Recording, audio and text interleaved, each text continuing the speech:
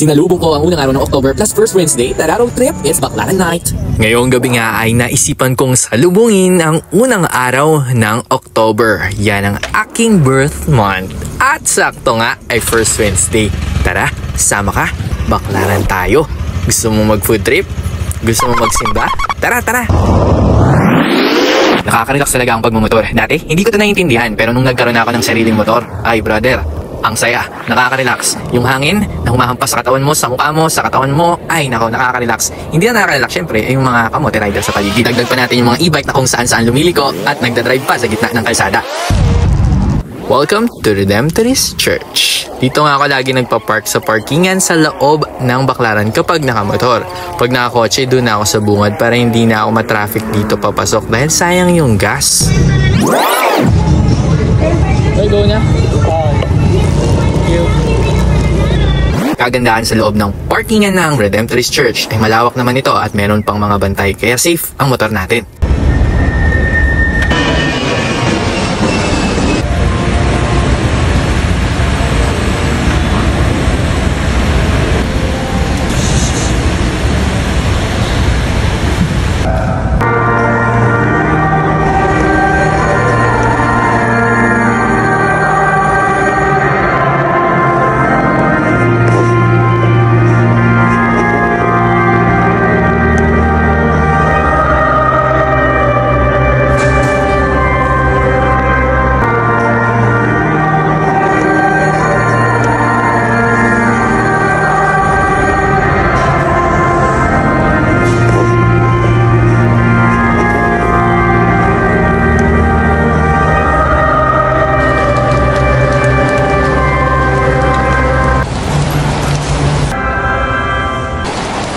Every first Wednesday ng bawat buwan, nasasaktuhan ko sa 12 midnight, sakto pagpasok ng buwan, ang misa dito sa Redemptorist Church.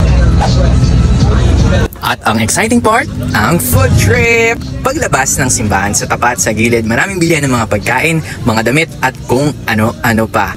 Masarap, mura, hindi natin sure kung malinis, pero ang importante ay makakain tayo bago matulog. Ang amas ko sa kwek-kwek kapag hinaluan na nito mga pipino at kung ano-ano pa, nagiging sofas na. Bago umuwi, dumaan kami dito sa petition area sa tabi lamang ng simbahan. Dito, nagsulat ako ng wishes ko ngayong October. Dahil ngayong buwan na to, birthday namin ni Papa. Sabay kami ng birthday at magsi-78 na yata siya at turning 6 years na siya as a dialysis patient. Ang lahat ng petition ko at dasal ko ay patungo sa mahabang buhay pa ni Papa. Sana isama niyo siya sa inyong mga dasal.